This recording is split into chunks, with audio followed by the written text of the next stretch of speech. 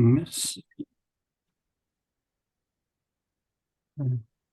Merci. Donc, juste quelques mots. La SFDP donc, organise depuis le confinement des séminaires sous forme de webinaires parce que c'était plus commode et que ça nous a un petit peu changé nos habitudes, plutôt sur des thèmes professionnels depuis 2 ans. Et donc, voilà, il nous a semblé intéressant de parler de ce sigle un peu mystérieux, les URPS, que pas grand monde connaît. Enfin, et donc, on a la chance d'avoir ce soir deux présidents de ces URPS pharmaciens, région Grand Est et région Nord, enfin Hauts-de-France, pardon. Et donc, je vais leur laisser la parole pour nous présenter ces institutions. Merci. Merci à vous. Je vais me présenter, Christophe Wilk, pharmacien d'officine dans un petit village de la Meuse et je préside donc l'URPS pharmacien pour la région Grand Est et auparavant, j'avais la URPS pharmacien pour l'ex-région Lorraine et ce donc depuis le début des URPS, on va voir qui remonte à début 2011. Je vais laisser Grégory se présenter, puis après on va décliner cette petite présentation ensemble assez rapidement pour vraiment pouvoir après. Bonjour à tous, merci pour l'invitation. Donc Grégory Temprement, moi je suis pharmacien à Comines, donc c'est une ville à 20 minutes de Lille à la frontière belge, tout au bout de ma rue c'est la Belgique. Et je suis président de l'URPS pharmacien Hauts-de-France. C'est mon deuxième mandat à l'URPS pharmacien Hauts-de-France. Merci Grégory. On est l'un et l'autre, on est très très proche de la frontière belge, mais pas au même niveau. Ouais.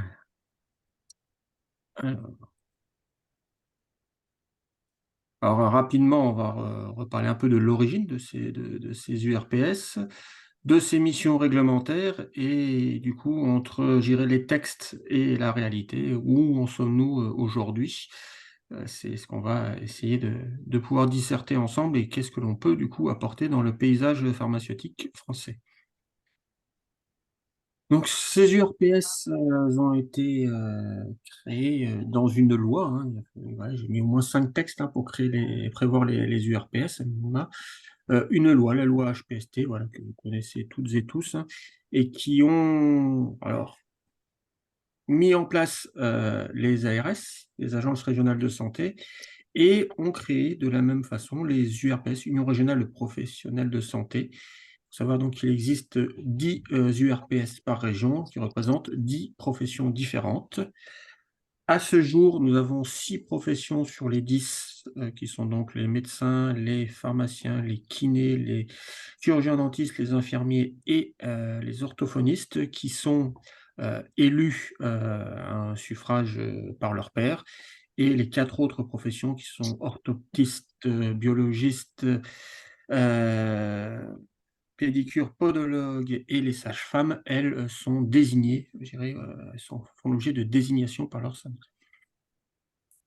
Voilà, il y a 10 URPS dans chaque région. Ça a été créé donc avec ces ARS et sur un modèle qui existait déjà depuis 1995 pour le corps médical, dans le cadre notamment des plans Juppé. Il y avait eu la création de ce qu'on appelait les URML, les Unions régionales de médecins libéraux, qui se sont en fait transformés en URPS de médecins libéraux en 2011. Voilà. Ils ont une antériorité beaucoup plus forte que nous sur le sujet. Euh, L'objectif était voilà, d'avoir un interlocuteur local. Voilà, j'ai un peu en reparler, aller peut-être un peu plus loin dessus. Ensuite, on a eu donc un décret du 2 juin 2010 qui a donc vraiment inséré les URPS dans le Code de la santé publique, hein, voilà, en définissant toutes ses missions, son organisation et son fonctionnement, les règles d'élection, comme on l'a dit, pour ceux qui sont soumis à élection et de désignation pour les autres, et des dispositions à caractère financier, puisqu'il faut faire tourner cette structure. Alors également, on a eu quelques arrêtés en complément ce même jour qui ont fixé donc la liste des professionnels qui élisent et celles qui désignent leurs représentants, comme je vous l'ai dit, sachant que cet arrêté donc, a fait l'objet d'une modification depuis cette année-là, puisque en fait, pour pouvoir élire ces représentants, il faut qu'il y ait au moins 20 000 professionnels répartis sur l'ensemble du territoire français. Ce jour, ce sont bien les pharmaciens d'officine titulaires qui votent pour les URPS. Et on est à peu près 27 000 pharmaciens titulaires. Vous voyez que finalement, nous sommes une petite profession qui vote. Et donc, il y en avait 5 au début et une sixième est intervenue lors des dernières élections. Ce sont les orthophonistes qui viennent de passer plus de 20 000 sur l'ensemble du territoire. Voilà. Un arrêté donc, qui fixe évidemment les dates d'élection, hein. Ces élections ont lieu tous les 5 ans. Et donc sur des listes qui sont présentées par les différents syndicats professionnels. Et donc pour la pharmacie d'officine, à ce jour, nous avons 2 syndicats, donc l'USPO que représente Grégory et la fédération FSPF que je représente ce soir dans notre discussion. Donc ces 2 syndicats présentent des listes avec un nombre de personnes dessus qui est fonction du nombre de votants par région.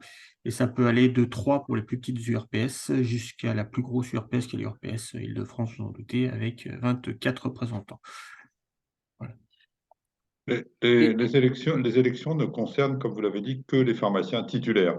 Titulaire de l'officine, oui. D'accord. Et les listes définies par, enfin, données par les syndicats, donc, sont des listes de titulaires. Voilà, c'est ça. C'est ça. Il faut être, ça fait partie des conditions pour pouvoir être élu et représenter la place. Il faut être titulaire de son officine. Voilà. Titulaire ou j'imagine co-titulaire, c'est-à-dire qu'il y a des associations. Co-titulaire, voilà, s'il y en a plusieurs, il n'y a pas de souci, mais voilà.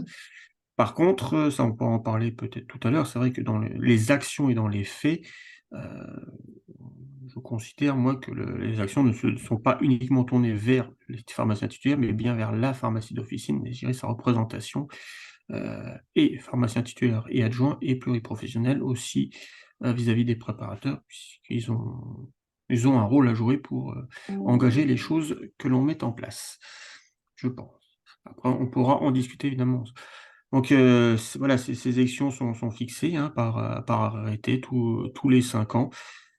Et ça permet d'avoir, je dirais, une certaine audience, puisque derrière, je dirais, il y a des implications en cadre notamment conventionnel, puisque du résultat des élections dépend les syndicats aptes à signer la convention pharmaceutique avec l'assurance maladie, et ensuite dépend aussi la représentation de ces syndicats dans les différentes commissions paritaires, qu'elles soient locales, régionales ou nationales.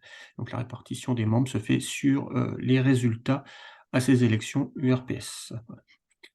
Et puis un dernier arrêté qui était sorti en 2010, qui n'a pas fait l'objet de modifications depuis, qui est un arrêté aussi qui fixe, je dirais, le plafond des indemnités des élus à ces URPS, indemnités pour perte d'activité, puisque vous allez voir que les élus sont amenés à participer à un très grand nombre de réunions, notamment avec, je dirais, leur tutelle régionale, d'une certaine façon, que sont les ARS. Voilà, tout ça, donc ça s'est mis en place donc en juin 2010 pour des premières élections qui ont eu lieu fin 2010, et puis donc une mise en place vraiment effective des URPS en 2011 où tout a été à construire. Et donc ces URPS, elles ont un statut, et elles ont toutes un statut de loi 1901, association loi 1901. Si à ce stade, Grégory, tu veux compléter quelques éléments? Non, tu as tout dit. En fait, ces URPS, la question qu'on peut se poser par rapport, il existe déjà un certain nombre d'instances professionnelles, les syndicats, l'ordre, il y a un certain nombre de choses qui existent, et les instances concernant la formation continue, il y a un certain nombre d'instances qui existent déjà. Et en fait, mais peut-être c'est ce que vous allez nous dire maintenant, pourquoi y avait-il besoin d'une instance supplémentaire? Je peux peut-être prendre le relais si tu veux, Vas-y, Christophe. vas-y, Grégory. En fait, dans la philosophie de la loi HPST, avec la création des ARS, donc des agences régionales de santé, il fallait en fait des interlocuteurs régionaux qui soient légitimes pour discuter de chaque profession. Donc c'est de là en fait que est né en fait les URPS. Au niveau des ARS, vous voulez dire? Mais oui, pour être des interlocuteurs privilégiés en fait des agences régionales de santé. Voilà, pour les différentes missions dont on reparlera après, parce qu'il y a 7 missions qui sont définies par la loi et dont on pourra discuter. Donc c'était déjà ce point-là. En effet, il fallait trouver l'articulation. Donc c'est vrai que les URPS, c'est des élections sur des listes syndicales. Donc c'est sûr, forcément, il y a une forte composante en fait syndicale. Alors, c'est sûr, ça définit la représentativité, comme a dit Christophe, mais globalement, quelle que soit l'obédience de chaque région, on travaille en commun avec les différents élus des différents syndicats. C'est pas là le sujet. Et après, l'ordre des pharmaciens est juste en fait sur l'accès à la profession, la déontologie. Voilà. Mais la loi définit que pour toutes les missions dont on va parler après, qui sont définies par la loi HPST, c'est les URPS. Alors c'est sûr que ça n'a pas été évident hein, au départ, il fallait trouver un petit peu ces marques. Même les premières réunions, Christophe va s'en souvenir, c'est qu'il fallait autant les médecins, comme il y avait le contexte de l'URMEL, comme avait expliqué Christophe, ils avaient l'habitude de travailler comme ça. Et ils étaient régulièrement invités. Et ben, c'est vrai qu'au début, il fallait se faire sa place parce qu'on n'était pas forcément invité dans des réunions, il fallait s'inviter. Et là, maintenant, on est dans une période de croisière où tout le monde, en fait, a trouvé sa place. Donc, l'ordre pour l'accès à la profession, la déontologie, la discipline, les syndicats pour les discussions conventionnelles et les ARS en lien avec les URPS, pardon, en lien avec les agences régionales de santé pour travailler sur les 7 missions qui sont définies par la loi. J'ai été clair? Ok, oui. Non, l'ordre, effectivement, est sur un autre registre, mais c'est effectivement important de comprendre un peu la place de chacun. Important de comprendre la place de chacun et important aussi pour nous, en tant qu'URPS, de comprendre un peu aussi la place au sein des, je dirais des ARS, puisque les ARS sont quand même la fusion de 7 structures également, hein, dont notamment l'inspection de la pharmacie. Donc c'est vrai que et chaque ARS avait un directeur préfigurateur qui avait toute l'attitude sur sa région d'organiser, je dirais, le fonctionnement de son ARS comme il le souhaitait. Donc il y en a certaines avaient gardé des entités inspection de la pharmacie, d'autres avaient mis ça dans un grand chapeau avec les soins de proximité, d'autres voilà. D'autres ont intégré des pharmaciens dans tous leurs services, que ce soit sur la promotion de la santé, que ce soit sur l'autonomie, même sur l'hospitalier surtout. Chaque ARS, en fait, est libre aujourd'hui un petit peu dans ce fonctionnement-là. Et c'est vrai que c'est un peu... voilà, il a fallu aussi que chacun comprenne un peu aussi l'organigramme des structures qui sont en face, puisque bah, c'est issu notamment de recommandements des ARH, qui étaient vraiment les plus connus, des DAS, des DRAS, des groupements pour de santé publique, GRSP. Voilà, au total, ce sont 7, en fait, les ARS, c'est la fusion de 7 structures différentes, les URCAM également, donc avec des gens aussi, des personnes qui avaient des statuts aussi complètement différents. Donc c'est vrai que ça a été un problème, ça c'était entre guillemets leur problème, mais il a fallu voilà aussi un peu comprendre un peu tous ces rouages-là dans un premier temps, et puis au travers des missions qu'on va voir et de la première, on va dire la première des missions qui est de préparer à la mise et travailler à la mise en œuvre du projet régional de santé défini par l'agence régionale de santé. Donc chaque agence régionale de santé normalement euh, met en place un projet régional de santé sur la base je veux dire, d'indicateurs de santé sur leur territoire. Et c'est un gros document hein, qui est réactualisé ou revu ou retransformé, ça dépend suivant les situations, tous les 5 ans. Donc c'est vrai que une des premières actions qu'on a eues et à trouver notre place, ça a été dans la préparation du PRS 1, du premier PRS dans chaque région, où ben, l'ARS était un peu naissante, elle a fait des groupes de travail, il a fallu des fois taper à la porte pour pouvoir y aller, il a fallu essayer de faire des éléments. Alors personnellement, j'ai fait une contribution à chaque PRS, je faisais des contributions et quand on avait le document Martyr, puisque un projet régional de santé, après avoir été proposé par l'agence aux différentes instances qui existent, fait l'objet d'une concertation et soumis en enquête publique. Et donc, c'est validé par les collectivités, c'est validé par plein monde, par les structures de démocratie sanitaire qui existent en région, qui ont été créées en même temps aussi et qui sont un peu le pendant, on va dire, de la CNSA, si vous connaissez, Conférence nationale de la santé et de l'autonomie.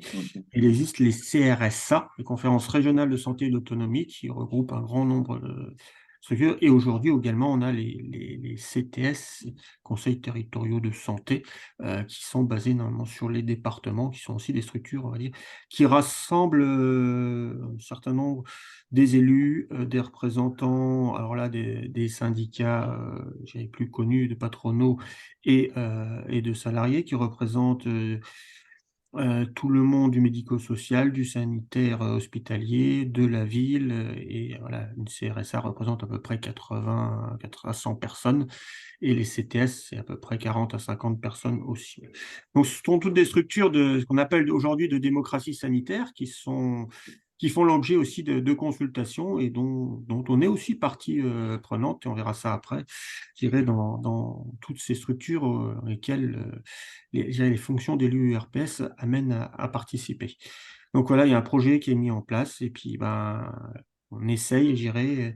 L'objectif, c'est de positionner, je dirais, le pharmacien d'officine du mieux possible dedans et de se dire, c'est peut-être aussi ce qu'on en parlera après, mais quand on a vu je dirais, les URPS, on s'est un peu tous dit, alors, chouette, voilà quelque chose où on va pouvoir travailler et être un petit peu un laboratoire de test pour ensuite le porter au niveau national dans un cadre conventionnel par les syndicats. Essayer plein de choses. Euh, Finalement, bon, quand on fait le bilan à un peu plus de 10 ans, on a beaucoup de choses à évoquer, mais il a fallu vraiment se battre et avec des sensibilités dans chaque région différentes, suivant, je dirais, les sensibilités aussi des directions générales des ARS, qui étaient plus ou moins centrées vers la ville, ou surtout beaucoup plus souvent centrées vers monde hospitalier. Donc voilà, ce premier élément, Je vais le peut-être rajouter un PRS. truc là sur le PRS, hein. C'est vrai que le projet régional de santé, bon, c'est vrai que ça nous occupe énormément en ce moment parce qu'on est en train de travailler Voilà. sur le futur PRS, donc c'est la réunionnite, hein, on rebalaye en fait tous les sujets. Là où c'est important, parce qu'on n'a pas aussi parlé, c'est finalement des budgets en fait des URPS. Et donc on a un budget qui est sur la cotisation des pharmaciens, qui est la CURPS. Alors la plupart des pharmaciens ne savent même pas qu'ils cotisent aux URPS parce que finalement c'est un petit peu indolore, enfin c'est pas visible dans le sens où c'est prélevé en fait par l'URSSAF. Donc en fait c'est un peu noyé. Et donc, on reçoit en fait la CURP, c'est la cotisation la contribution en fait aux URPS. Donc, on reçoit une cotisation. Mais au-delà de ça, dans les actions que l'on doit mener, en fait, la plupart des URPS, en fait, c'est des actions qui sont financées par l'Agence régionale de santé, donc sur ce qu'on appelle le fonds FIR, qu'on appelle le fonds d'intervention régionale, qui est un budget régional qui est alloué en fait à des missions qui en lien avec le PRS. Donc, c'est très important, comme l'a dit Christophe, de valoriser la place du pharmacien dans chaque action du PRS, parce que de là suivront les financements pour nos actions. Donc, c'est pour ça qu'il faut qu'on soit toutes les étapes contributives, parce que si à un moment donné, on a loupé une ligne et qu'on avait un projet d'action, eh ben, au niveau budget, ça va être compliqué d'aller le chercher. Parce que l'un des plus grands contributeurs dans nos budgets, dans nos actions, c'est l'ARS, l'Agence régionale de santé, avec ce fameux budget FIR. Voilà. Mais dans ce plan régional de santé, en fait, si je comprends le mode de fonctionnement enfin, son organisation, en fait, ce sont essentiellement les libéraux qui participent, que ce soit les médecins libéraux, les pharmaciens d'officine, mais il n'y a pas Alors, du Non, tout non, il y a tout. d'apport de l'hôpital. Ah si, il y a tout. C'est vraiment, là, je suis en train de le relire également, le nôtre, hein, puisqu'on en est tous au même niveau. Sur le schéma régional de santé, puisqu'il est divisé en plusieurs chapitres chez nous, sur les 120 pages, on a 20 pages peut-être à peine sur les médecins libéraux, et tout le reste, c'est de l'hospitalier avec les décisions d'ouverture, d'autorisation pour tel chimio à tel endroit, les décisions d'installation d'IRM ou autre à tel endroit, combien de trucs, comment c'est découpé dans les GHT. Voilà, il y a une grosse partie du PRS, c'est Et, ça. et les Et le pharmaciens, médico-social aussi. et les pharmaciens hospitaliers interviennent à quel niveau dans ce cas-là? Ils ont un peu de mal à trouver leur place, malheureusement. Je sais pas, je parle sous le contrôle de Madame Brion qui est là. On a beaucoup travaillé avec eux pendant la crise sanitaire. Il y a aussi les URPS ont du mal à se faire connaître auprès des professionnels de santé, mais ça a été une des missions en fait des URPS a été finalement la gestion de la crise sanitaire, ce qu'on n'avait pas vraiment tous anticipé. Voilà, mais c'était nous qui étions les interlocuteurs privilégié et dédié pour la gestion de la crise sanitaire en fait en région, donc avec la crise Covid, ce qui nous a fait pas mal de réunions Il a fallu être inventif en fait là-dessus. Et donc les pharmaciens hospitaliers étaient beaucoup là dans ce cadre-là. Ils sont aussi là dans le plan régional de santé au moment de la lutte contre la iatrogénie. Il y a plusieurs parcours en fait qui sont définis en fait, notamment dans la région de France pour lutter contre la iatrogénie. Et on arrive à faire du lien ville-hôpital à travers quelques parcours que l'on a créés. Donc, on travaille beaucoup avec nous, les pharmaciens hospitaliers, sur ces parcours de lutte contre la iatrogénie, avec une expérience en fait en gériatrie, avec différents parcours, ce qu'on appelle nous article 51.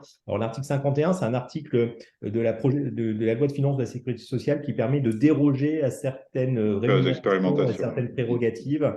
Et l'ARS a aussi, les agences régionales de santé ont aussi un pouvoir d'accompagnement, en fait, à la fois financier, mais aussi technique pour ces plans-là. Alors, nous, les pharmaciens hospitaliers, on les a essentiellement sur ces deux champs-là. Nous, la gestion de la crise sanitaire, les vigilances, tout ce qui est vigilance aussi, ça fait partie de nos missions. Donc, pharmaco, addicto, matériaux, vigilance, on travaille beaucoup aussi avec eux. Et puis aussi sur la lutte contre la iatrogénie. C'est les 3 points pour nous en Hauts-de-France avec qui on travaille beaucoup avec les pharmaciens en fait hospitaliers.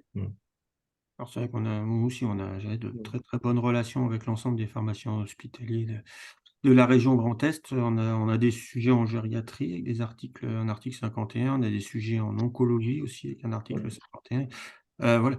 C'est vrai que, ces URPS aussi nous ont permis, voilà, au niveau régional de nous rapprocher, notamment des pharmaciens hospitaliers et assez souvent, je le dis quand même que du coup, le pharmacien hospitalier est très souvent le trait d'union entre la ville et l'hôpital.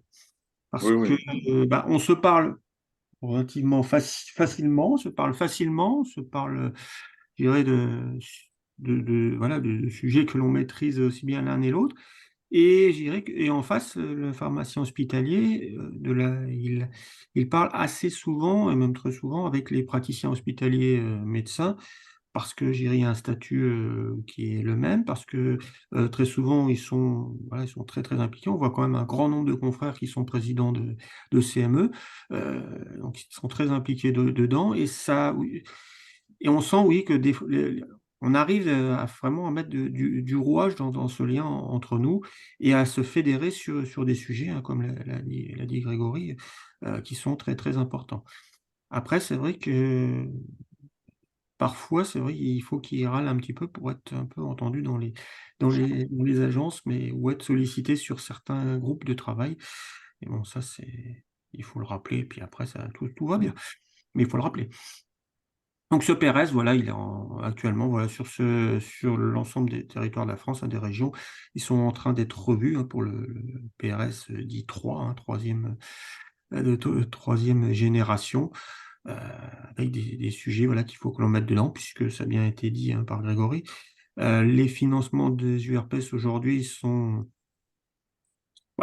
ceux qu'ils sont, mais comme on a dit tout à l'heure, petite profession quand même en nombre, donc c'est vrai que ça permet, on va dire le fonctionnement en soi de la structure, mais vu, je dirais tous les travaux que l'on a à mener, c'est parfois insuffisant et donc le FIR pour mener les actions, il est là et c'est très bien là et ces actions, elles peuvent être menées soit individuellement par un FIR à chaque, situation ou collectivement comme, certaines, régions ont pu le faire, comme chez nous, à travers la signature de ce qu'on appelle des CPOM, des contrats pluriannuels d'objectifs moyens, où on met dedans un certain nombre, je dirais, d'actions et d'objectifs qu'on veut faire ensemble avec la structure, ARS pour répondre notamment, aux objectifs du projet régional de santé. Voilà, ce PRS, donc c'est quelque chose, voilà, qui D'accord, nous oui. prend beaucoup de temps et que alors il faut faire, voilà, des contributions aussi et finalement, comme je l'avais dit une fois à l'ARS, regarde leur truc, ils ont bien compris que, quel que soit le sujet, finalement, on a besoin d'un pharmacien partout. Qu'on soit sur, l'autonomie avec les personnes âgées, personnes handicapées, qu'on soit sur la santé environnementale, qu'on soit sur, la le sanitaire pur ou sur tous les éléments, finalement, quand ils regardent, ah bah, oui, même certaines agences ont mis des pharmaciens dans chaque structure parce que, il y en a besoin.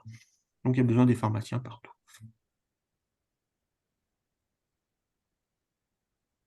Oui, ça me paraît clair, effectivement, puisque le pharmacien, en plus, c'est le point de contact, le premier des patients, hein. Donc, Mmh. Et donc, il y a d'autres actions que Voilà, le plan régional de santé. Il y a d'autres. voilà donc, oui. Deuxième chose, on va dire, analyse des besoins de santé et de l'offre de soins, l'organisation de l'exercice professionnel. Et c'est vraiment, je dirais, un peu ça, des actions dans le domaine des soins, de la prévention, on reviendra sur la veille, gestion des crises plus tard, promotion de la santé, éducation thérapeutique et gestion des crises sanitaires. Euh, tout ce qui est organisation de l'exercice professionnel et autres, c'est un peu ça que l'on avait en tête, je dirais, quand les URPS se sont créés, en se disant, voilà. Et une des phrases des premières phrases que je reprends assez souvent quand je parle des URPS. En fait, notre rôle du RPS, c'est essayer de contribuer à l'amélioration de l'exercice professionnel pour nos confrères au travers d'outils qu'on leur remet à disposition pour leur exercice ou au travers d'expérimentations qui vont permettre aux pharmaciens d'officine de montrer encore plus la place dans le parcours de soins et le parcours de prise en soin du patient. Et c'est là où on peut voilà, peut-être commencer, je dirais, à développer quelques actions phares. Alors, je vais peut-être laisser Grégory commencer sur une action que tu souhaites, mais on peut en évoquer Ouais. plusieurs. Ouais. Oui, Donc, c'est d'avoir vrai quelques que exemples. Voilà. ouais, quelques exemples, on a tous des actions phares. Moi, je vais citer l'opération phare, c'est le dépistage du risque cardiovasculaire. Donc, le pharmacien en fait d'officine qui fait du repérage avec un entretien avec le patient en mesurant en fait son IMC, la sédentarité, la glycémie, poids, taille, voilà. Et en fonction de ça, on définit en fait les critères en fait de risque cardiovasculaire. Donc là, c'est une action en fait qui a été menée par l'URPS pharmacien, qui était financée par les fonds FIR en fait de l'ARS dans 2 territoires en fait de la région, et après on l'a étendu. Bon, nous, on a des indicateurs de santé qui sont particulièrement dégradés en Hauts-de-France, hein, sur le bassin minier notamment. Et là, on a montré la plus-value en fait du pharmacien dans le repérage des facteurs de risque pour des patients qui étaient hors parcours de soins. D'ailleurs, on a publié un article scientifique à ce sujet-là. Et l'objectif, c'est que ce creuset d'expérimentation que l'on peut faire localement puisse, après, une fois qu'on a démontré les preuves, qu'on puisse arriver au niveau conventionnel avec l'assurance maladie pour le déployer. Et là, c'est un bon exemple, puisqu'en fait, on a une commission paritaire nationale qui est programmée très prochainement, sur lequel on va commencer à travailler sur justement l'élargissement des missions du pharmacien sur le dépistage du risque cardiovasculaire, et le modèle qui est contributif, finalement, c'est le modèle qu'on a mis en place en Hauts-de-France. Donc, vous voyez toute l'importance en fait d'expérimenter en fait localement pour montrer la plus-value du pharmacien, pour après pouvoir défendre ce dossier-là au niveau conventionnel. Voilà une première action phare que l'on a eue et qui commence à porter ses fruits. On a commencé cette action il y a 10 ans. Et comme disait Christophe, faut s'obstiner, parce que 10 ans après seulement, on arrive finalement à cranter, et encore, c'est pas encore fait auprès de l'assurance maladie pour étendre. Donc, donc pour le coup, c'est pour nous une réussite sur ce projet-là. Voilà, c'était le premier projet phare que je voulais citer. On va peut-être alterner pour. Allez. Sur un projet de ce type de repérage du risque cardiovasculaire, tous les officinaux de la région participent. Il y en a pas, il y a certainement des confrères qui traînent les pieds plus que d'autres, ou enfin, Alors, sur il y a des méthodes. sans doute des confrères qui sont plus pilotes. Enfin, j'imagine que c'est pas homogène. Oui, non, mais tout à fait. Alors, ce qu'il faut savoir, c'est qu'au départ, on était sur un terrain qui était assez circonscrit sur le bassin minier, où on avait 30% de participation. Alors, quand on a des actions, 30%, c'est très bien. Ça fait que c'est quasiment un tiers de mobilisation. Après, il ne faut pas oublier, donc après qu'on a élargi à un territoire plus large, on est descendu aux alentours de 20%, peut-être un peu moins en taux de participation, ce qui n'est pas mauvais non plus, parce que quand on se compare à d'autres professions qui ont des actions avec d'autres URPS, quand ils arrivent à 10%, ils sortent le champagne. Donc nous, on est déjà quand même un petit peu Non, non, au-dessus. c'est des chiffres qui sont tout à fait respectables. C'est Voilà, ouais, évident. ouais. Mais on voit que les pharmaciens, l'avantage, les pharmaciens sont très engagés. Et d'ailleurs, c'est pour ça qu'on est assez reconnu. C'est que quand les pharmaciens s'engagent, généralement, on fait. Et auprès des autorités, on est assez reconnu là-dessus. Après, il y a un phénomène, il y a l'avant et l'après-Covid. Toutes les actions que l'on a menées ont été suspendues pendant quasiment 2 ans au niveau du Covid, parce que les pharmaciens avaient la tête dans le guidon, donc forcément, on ne pouvait pas participer à ça. Et quand on a voulu reprendre en fait ces actions, on avait vraiment perdu en route, parce que, il y avait une baisse de motivation, clairement, il y a des difficultés de personnel, de recrutement, et c'était difficile de remettre la machine en route. Donc maintenant, honnêtement, et je le dis, on descend à 10-15% de participation sur nos actions. Et on a beaucoup de mal à remobiliser après le Covid avec les raisons que j'ai expliquées là. Voilà. C'est le même constat, hein. C'est un peu difficile de remobiliser à ce jour, avec ce côté de lassitude des confrères, la difficulté de ressources humaines notamment. Et puis, peut-être aussi, alors, pour certains, ça commence je dirais, à ressortir, puisque vous l'avez évoqué, hein, tout à l'heure, vous faites des webinaires, on en fait aussi souvent, hein. On faisait le point avec l'ARS ce matin, nous on en a fait 15 l'année dernière pour les confrères. On essaie de refaire un peu de présentiel aussi, mais c'est vrai que ça a un peu de mal à bouger. Alors, Oui, c'est vrai que, c'est vrai que oui, les webinaires, c'est un avantage, ça permet plus facilement de réunir les gens, mais ça s'essouffle aussi un petit peu. voilà. Ouais. Alors, un deuxième exemple, hein, en 2014, je travaillais avec une consoeur hospitalière, hein, sur un sujet qui était la réalisation du trot d'angine par le pharmacien d'officine. On avait fait je dirais tout l'arbre décisionnel pour la prise en charge du patient. On a fait une étude de faisabilité. Après cette étude de faisabilité, on l'a adaptée, je dirais, en fonction des retours. On a proposé du coup une généralisation sur le territoire de la Lorraine. Là, on a eu aussi un tiers, hein, des pharmaciens qui ont participé à cette expérimentation. On a eu un certain nombre de retours et nous sommes allés jusqu'au bout du bout. Moi, ce que j'essaye de faire au maximum, c'est après chaque projet d'arriver à une publication scientifique. Et on a eu une publication sur notre projet donc, de réalisation du TROD en Gine sur la région Lorraine. On a comparé un peu à la littérature internationale. Vous voyez qu'à ce moment-là, les résultats étaient très proches de ce qui se faisait notamment au Royaume-Uni. Et on n'a pas été, je dirais, les seuls à tester, puisque la région Île-de-France avait aussi fait une action sur le trot d'angine. Et dans le sud, la région autour de Montauban avait fait ces éléments-là. Ce qui a amené, donc ça c'était 2015, on a publié fin 2015. Et 2018, à peu près, 2018, nous avons été sollicités, ces différentes URPS qui avaient fait ces éléments-là, par je dirais la toute jeune déléguée à l'antibiorésistance au niveau du ministère, pour travailler sur la réalisation potentiellement donc, du trot d'angine en pharmacie d'officine.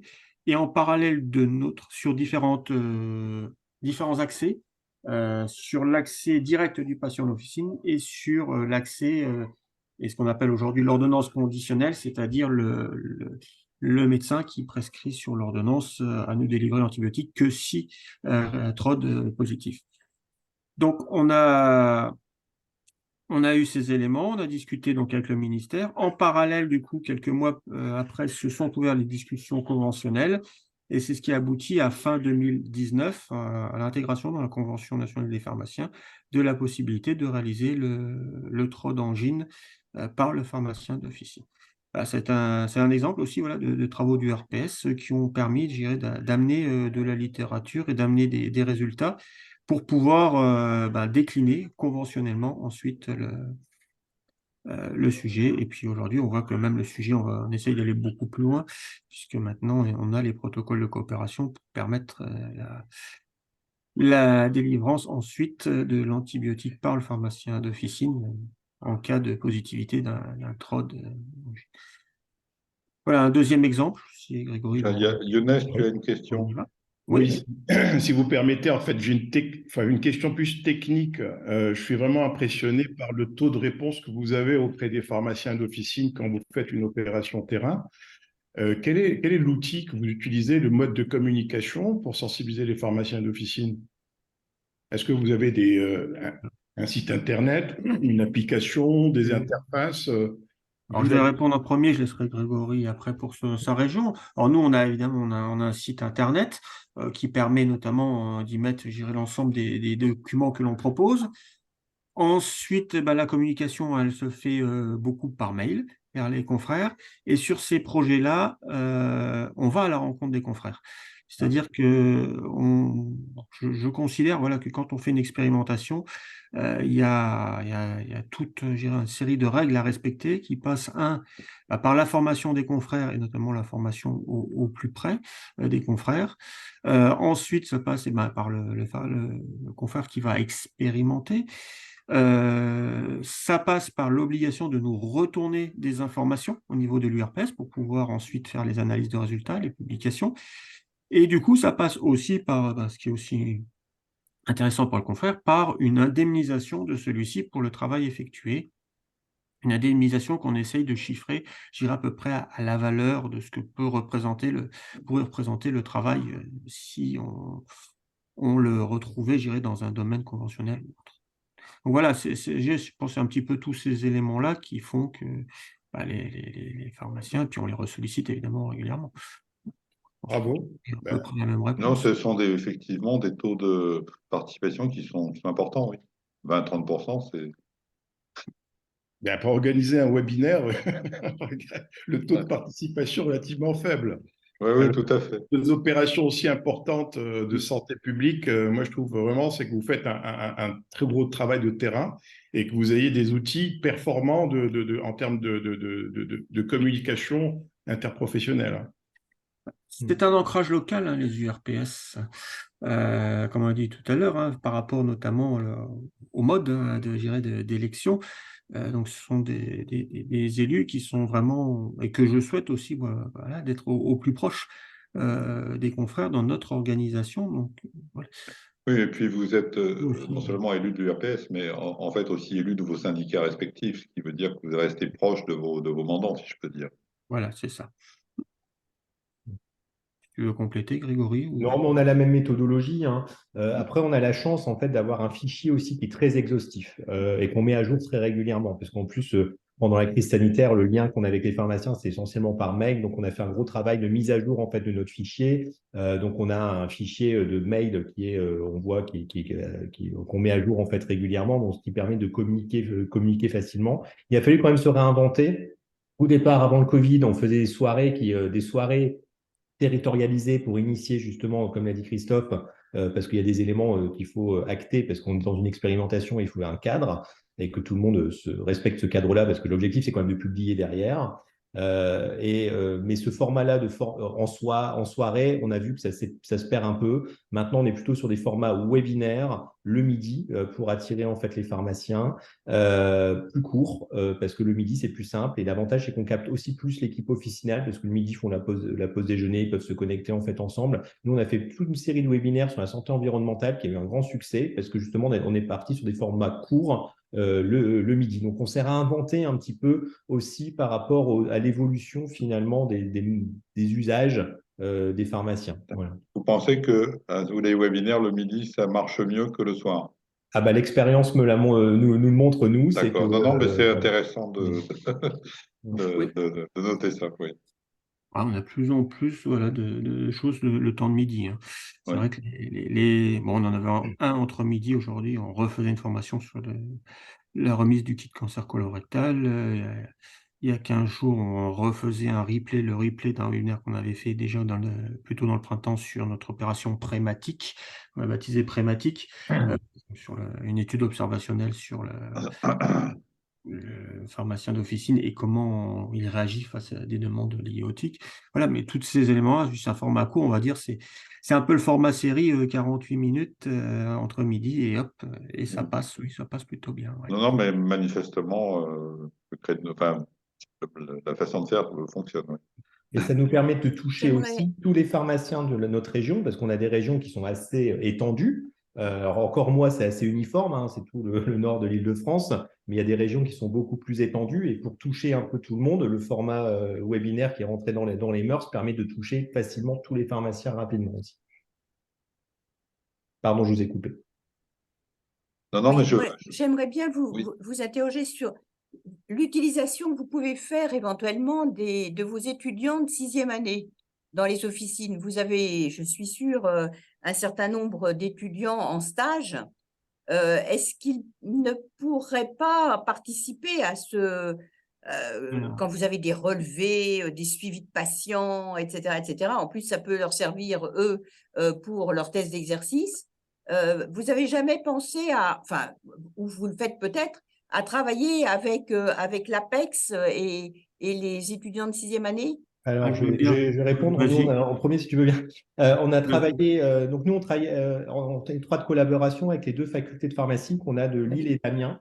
Et Oui, généralement, on a des relations qui permettent que nos actions, finalement, qui sont au niveau de l'URPS, par exemple sur le dépistage du risque cardiovasculaire ou le repérage de l'ostéoporose et tout ça, on le fait en lien avec eux et que ça devient leur sujet de santé publique. Ça veut dire ah oui, qu'en fait, d'accord. on concourt à la réussite de nos opérations en fait, dans les officines. Donc ça, c'est ce lien que l'on fait. On essaye, allez, une fois sur deux, le sujet de santé publique de sixième année est en lien avec nos actions. Donc ça, du coup, ça permet en fait, et on le voit bien parce que c'est vraiment un catalyseur pour nos actions dans les territoires. Et après, on accompagne beaucoup de thèses. C'est vrai qu'on est très sollicité. Je pense Christophe, il doit être très sollicité aussi pour envoyer des questionnaires.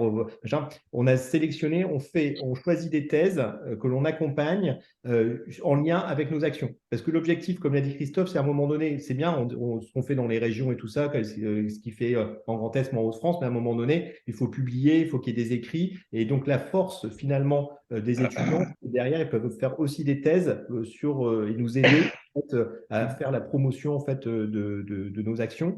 Et notamment, la fac est très importante pour nous.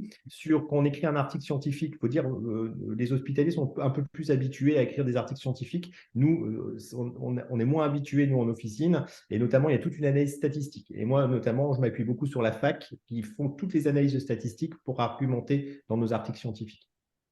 Alors, pour compléter ce que dit Grégory, nous, c'est vrai qu'on a des très étroites relations, notamment alors avec la faculté de Nancy, avec celle de Reims, un petit peu plus difficile avec celle de Strasbourg, parce que voilà, j'ai 3 facs sur la région. Mais il va dire depuis maintenant 7 à 8 ans, systématiquement, les étudiants de sixième année, alors que ce soit de Nancy puis de Reims qui nous ont rejoints et maintenant Strasbourg, ont dans leur objectif de stage des actions qui sont portées par l'URPS. Cette Très année, bien. ils en avaient 2. Ils avaient notre 3e campagne de dépistage précoce du diabète, qu'on a appelé Diadep cette année. Donc, ils avaient à réaliser ça. Ils avaient à réaliser la même chose qu'on leur avait déjà demandé l'année précédente. C'était le remplissage de notre site Actipé, qui est le pendant d'Actipé à l'hôpital, mais pour la ville. On avait déjà travaillé sur Actipé auparavant. Ils ont travaillé aussi sur une étude qui a été très, très importante pour nous, qui a été une étude sur les demandes de soins non programmés en pharmacie d'officine. On a fait ça de novembre 2020 à novembre 2021. Donc, c'est vrai qu'on a mobilisé tous les étudiants sur la période des 6 mois où ils étaient à l'officine. Voilà. Systématiquement, il y a quelque chose. Alors, ça amène aussi à du travail de thèse, hein, comme l'a dit Grégory, hein. Je pense que j'en suis à une bonne quinzaine de thèses que j'encadre en tant que co-directeur, avec un universitaire en co-direction avec moi depuis le début des URPS. Je suis aussi sollicité régulièrement sur des jurys de thèse, euh, parce que voilà, c'est très, très important. Et l'objectif vraiment aussi, c'est un peu de faire de la data, je dirais, puisque on peut faire de la data sur nos officines. Si on est très attentif aux petits signaux en connaissant l'environnement sur notre officine, on peut réfléchir et penser à certaines choses. Mais quand on a de la data à accumuler sur 200, 300 officines d'une région, là, ça parle vraiment. Et quand on va voir les autorités, notamment autres, ça a vraiment je dirais, de la valeur. Et c'est pour ça que bah voilà, systématiquement, on demande aux pharmaciens qui s'engagent dedans à nous faire des retours d'informations. Et finalement, ce qu'on valorise pendant le pharmacien, plus que l'action qu'il fait en vraiment, c'est sa remontée d'informations chez nous. Et c'est comme ça, je dirais qu'on peut je dirais, le financer aussi. Puisque si on finançait, par exemple, l'action en tant que telle, là, on aurait un veto, notamment de l'assurance maladie, en disant qu'on fait une forme de jurisprudence sur une action. Par exemple, le Trodangine, si on avait dit, voilà, chaque acte est rémunéré 10 euros, on nous aurait dit, non, en fait, vous imposez déjà une rémunération. Alors qu'on dit, voilà, le retour d'information sera autorisé à temps, plus la participation à la formation, pour qu'au final, bah, s'il en a fait 10, il touche l'équivalent de 100 euros. Voilà. C'est comme ça, je dirais qu'on noue un peu les choses, mais c'est important d'avoir toutes ces datas-là. Et évidemment, les étudiants sont là. Et on voit aussi dans nos projets, on a aussi des projets sur de l'entretien motivationnel au sevrage tabagique, où très souvent, l'élément moteur, dans l'officine et quand le message passe bien, c'est souvent le jeune adjoint, qui a envie de le faire. Et ça, c'est vrai que c'est très, très important pour nous, comme l'a dit Grégory, de s'appuyer sur les étudiants qui sont, je dirais, les adjoints du lendemain et les titulaires aussi du lendemain. Et ils sont vraiment partants pour je dirais, ces nouvelles formes d'exercice. Et c'est, je dirais, tant mieux pour la profession. Juste pour compléter rapidement, aussi, un de nos rôles des URPS, c'est aussi d'accompagner les pharmaciens dans les nouvelles missions. Il y en a eu beaucoup qui sont arrivés là, ces derniers temps. Et du coup, nous, au niveau formation, on s'est toujours mis en lien avec les facultés, justement pour proposer une formation à chaque nouvelle mission, que c'était les entretiens en cours, la vaccination, le trot d'angine. L'avantage, c'est que c'est au moins former les pharmaciens, ça permettait aussi de remettre la fac dans le bain, la formation continue, mais aussi de former nos futurs confrères de la même manière dont on a été formé là. Et ça crée vraiment aussi du lien par rapport à ces nouvelles missions-là. Je pense qu'on a vraiment besoin beaucoup de chiffres, de remontées chiffrées des officines. Parce Oui. que les nouvelles missions, on en parle beaucoup, bien entendu, mais on n'a pas véritablement des chiffres prouvant le nombre de pharmacies qui participent à ces nouvelles missions. Et à chaque fois qu'on essaye de défendre au ministère telle ou telle activité, ils nous disent prouvez-le, prouvez combien de pharmacies le font, prouvez l'impact de l'intervention. Enfin, et c'est vrai que c'est très difficile. Déjà, nous, on a beaucoup de difficultés à le faire à l'hôpital, mais quand il faut mesurer des impacts, c'est quelque chose qui est vraiment très, très difficile. Et je pense que si les URPS trouvaient le moyen, justement, de le faire entre régions, ça serait bien. Oui, c'est l'importance de publier ce que vous avez dit, justement, effectivement, de montrer et d'objectiver ces résultats. Oui. Oui, il faut absolument. Donc, ça passe par de la data. C'est sûr qu'on en a pleinement conscience. Ça nous fait d'une certaine façon du travail au niveau URPS, puisqu'il y a tout ce travail d'analyse derrière, ce élément, mais qui est tout à fait intéressant, et avec cette vision prospective que l'on se doit d'avoir.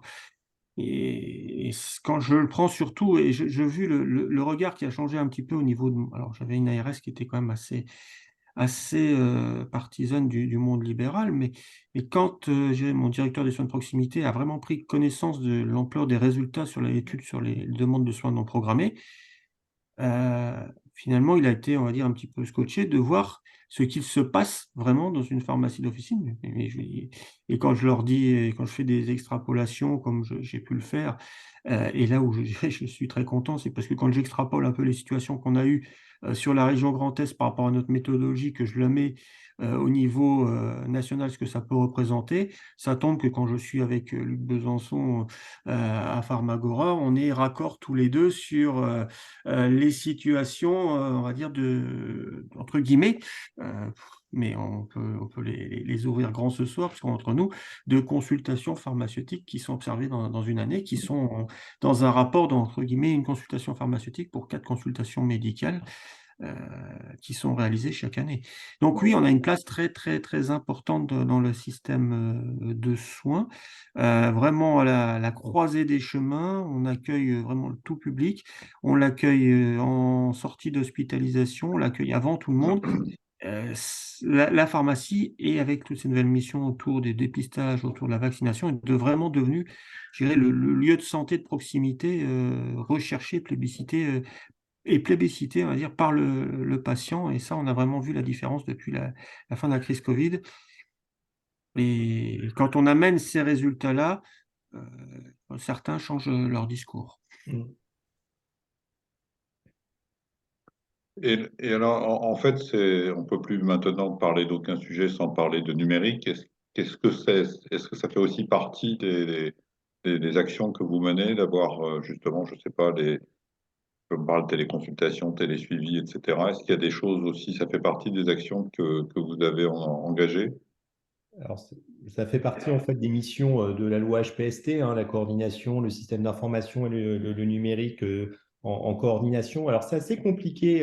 Il y a deux missions qui sont assez compliquées pour nous de gérer parce qu'en fait, finalement, elles ont été déléguées à d'autres personnes. Donc, pour tout vous dire, on a été audité par la Cour des comptes, qui n'avait jamais audité en fait les URPS, et on a eu les premières restitutions en fait. Et en fait, la Cour des comptes a pris quelques URPS. Je pense pas, Christophe, je pense pas que tu étais dedans, hein. Non, moi j'ai été auditionné, mais au titre de la Fédé.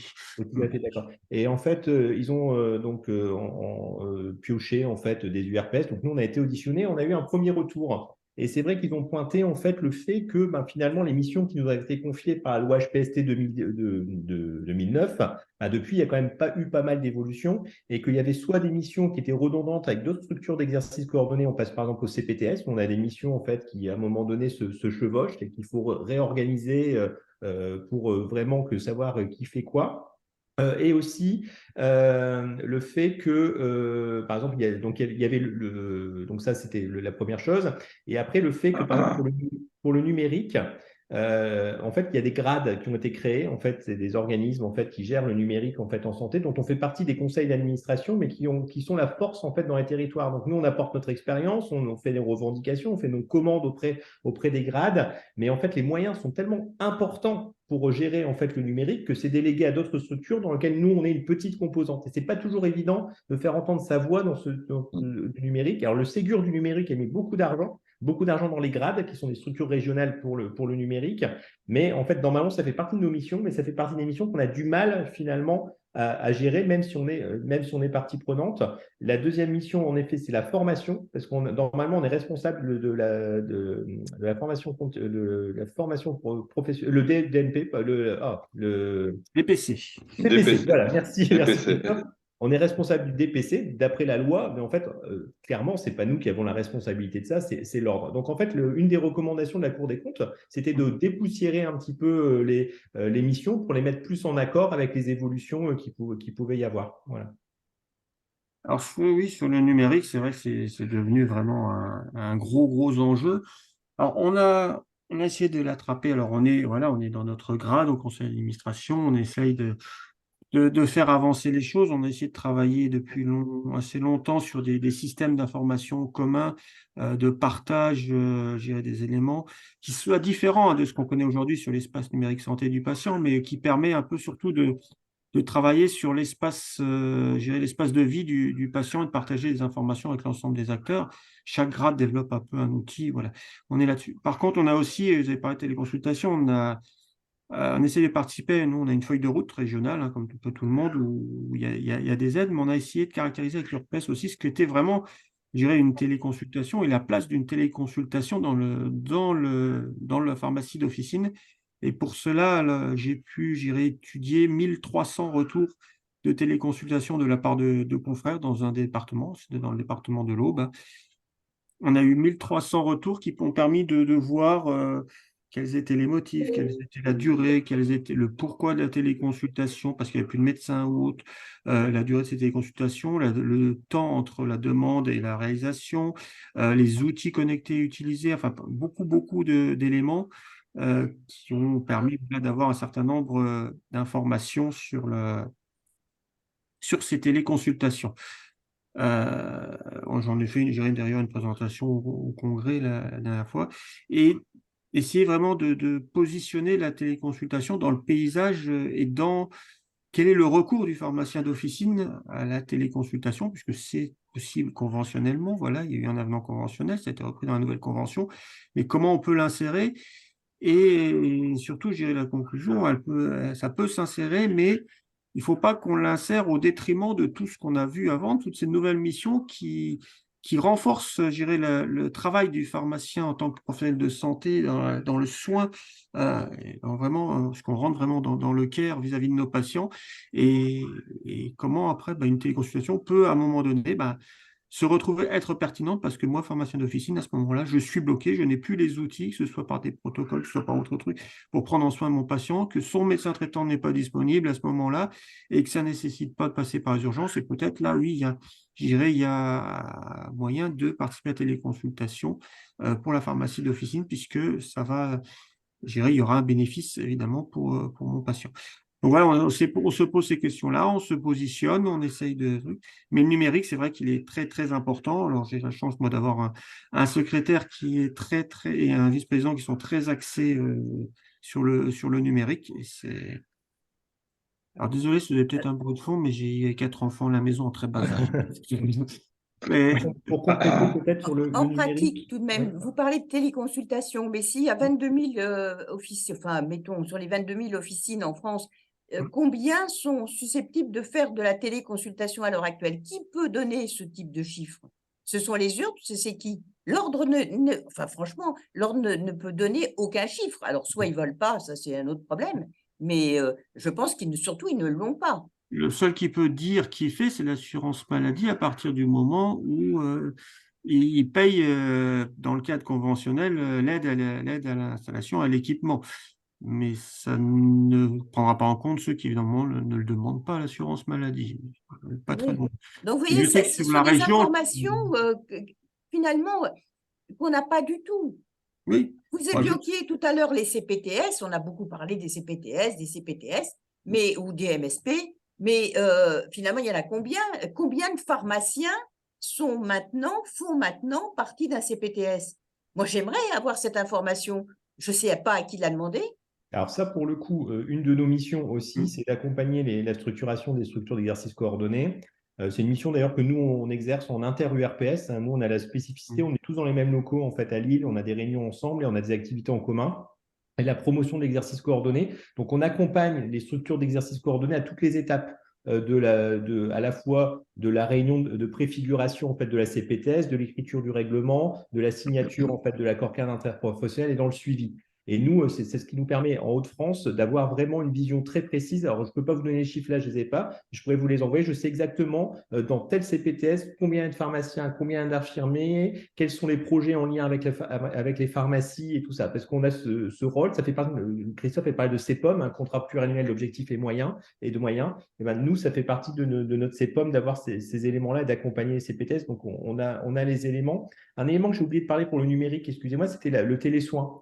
On parle beaucoup de téléconsultation, qui est de la télémédecine avec un médecin, mais il y a aussi le rôle en fait, qu'on peut avoir, nous, avec le télésoin.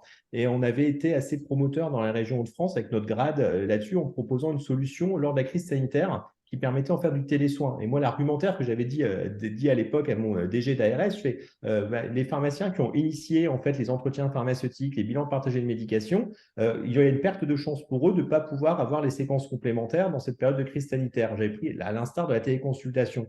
Alors, j'avais joué un peu au bluff à l'époque parce que je savais que ce n'était pas forcément reconnu. Mais par exemple, ça nous a permis quand même de bouger un peu les lignes. Et puis après, les lois ont changé et on a autorisé finalement à ce que les pharmaciens puissent réaliser des séquences d'entretien pharmaceutique ou de bilan partagé de médication par le télésoin. Mais ça, c'est parti au départ d'initiatives. Alors, je ne suis pas le seul, hein, il y a d'autres URPS qui l'ont fait, mais nous, c'était à l'échelle de la région. Et oui, à un moment donné, on peut avoir ce rôle-là de catalyseur au niveau régional.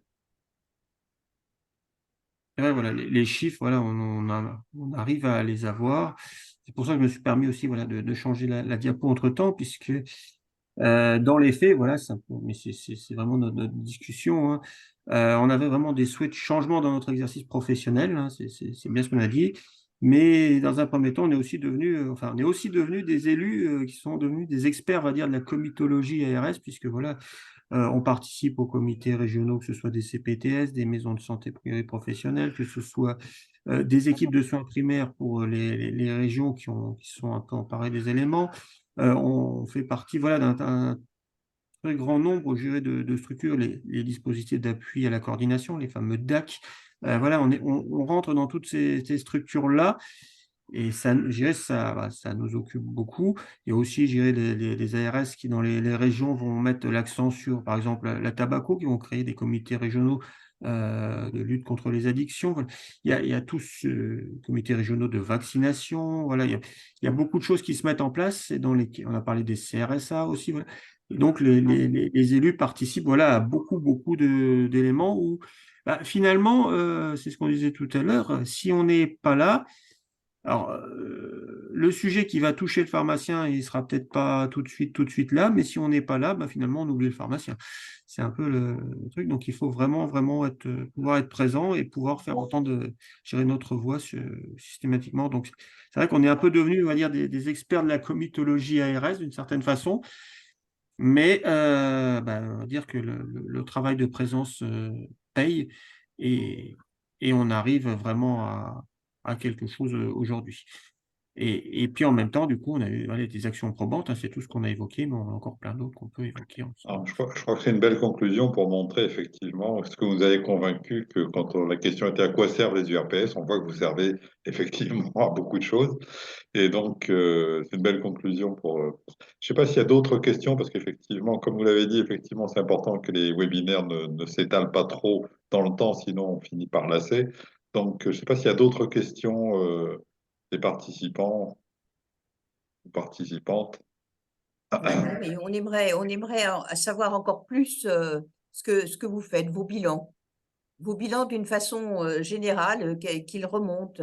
Alors, je sais très bien, hein, l'un comme l'autre, vous travaillez bon, dans les Hauts-de-France avec Decodin, et puis, je sais bien, et puis, dans la région Ouest, vous avez aussi des contacts importants. Mais j'arrive pas, mais peut-être parce que justement, je vous connais pas assez, à avoir une vue d'ensemble. Je sais pas si vous faites chacun vos bilans, je suppose annuels, de tout ce que vous avez réussi à faire dans vos régions, mais est-ce qu'il y a un espèce de bilan annuel, de toutes les URPS? Bon, il y en aurait 4 ou 5 qui auraient travaillé sur la tobacco, 3-4 sur la iatro, 5-6 sur, je sais pas, le risque cardiovasculaire. Est-ce que vous avez ce type de bilan annuel des URPS? Est-ce qu'il y a une Là, ça vous ferait coordination nationale? vraiment une très, très grande publicité. Je pense qu'on ne parle pas encore assez de vous, hein. Sincèrement, je pense qu'il faudrait qu'on parle plus de vous. Oui, on en parle de plus en plus dans la presse pro et tout ça, mais c'est vrai qu'il faut en effet qu'on soit plus proactif dans la communication. Donc, de manière légale, on est obligé de produire un rapport d'activité qu'on est obligé de fournir au DG d'ARS en fait chaque année. Donc, on a un rapport d'activité qui est assez en fait exhaustif. Alors, concernant le sujet d'une coordination nationale qu'on appellerait une conférence des URPS pharmaciens, comme il existe notamment pour les médecins. Alors moi, je ne suis pas favorable. Je pense que c'est un Ah, point de divergence que j'ai avec Christophe. On va finir peut-être sur un point de ah bon, divergence comme ça. Pour deux raisons. désolée. Non, mais c'est important d'entendre les différentes voix. C'est qu'on voit Christophe paraît qu'il y avait beaucoup de comitologie, il y avait beaucoup de strates et des choses comme ça, et qu'on voit que finalement, et ça c'est un point qui a été relevé aussi par la Cour des comptes, c'est qu'il y a une énorme disparité entre les différentes URPS pharmaciens. Pourquoi? Ce n'est pas forcément la faute des élus, c'est la faute aussi des liens avec l'ARS. On voit que par intermédiaire du plan régional de santé, nous, il y a une dynamique qui se crée en France qui est assez forte. Je pense que Christophe a d'excellentes relations aussi avec son ARS.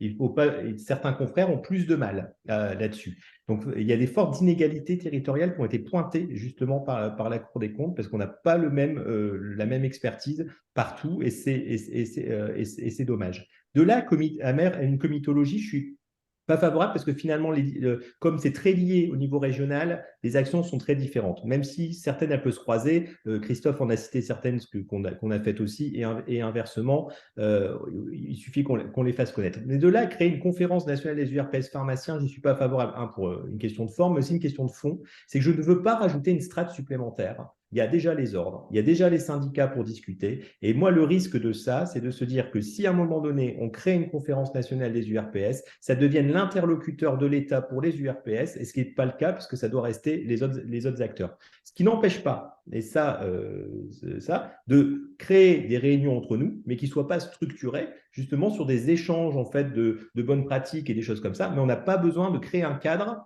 qui permettrait de diluer finalement l'action et que les pouvoirs publics désignent une conférence au nom de toutes les URPS. Donc c'est pour ça que j'ai un désaccord de fond. Après un petit désaccord de forme sur lequel j'aurais pu passer, il y a un désaccord de fond. D'accord. Non, mais on peut comprendre. Merci. Bon, je ne sais pas s'il y a d'autres sujets ou d'autres questions brûlantes. Mais en tout cas, je vous remercie. Je pense que c'était une présentation très riche. Moi, j'ai appris beaucoup et je pense que dans dans tout ce mouvement des nouvelles missions, de la nouvelle organisation, etc. Je pense jouer un rôle important. Et donc, merci beaucoup. Donc, on n'était pas très nombreux, mais comme je vous l'ai dit, on va diffuser largement le replay de cette session, et je pense que ce sera un peu notre pierre pour faire passer votre message. Voilà. Merci encore et à bientôt. Merci encore. Merci à tous les participants. Merci. Merci. Bonne soirée. Merci, au Merci. revoir. Au Bonne revoir. soirée.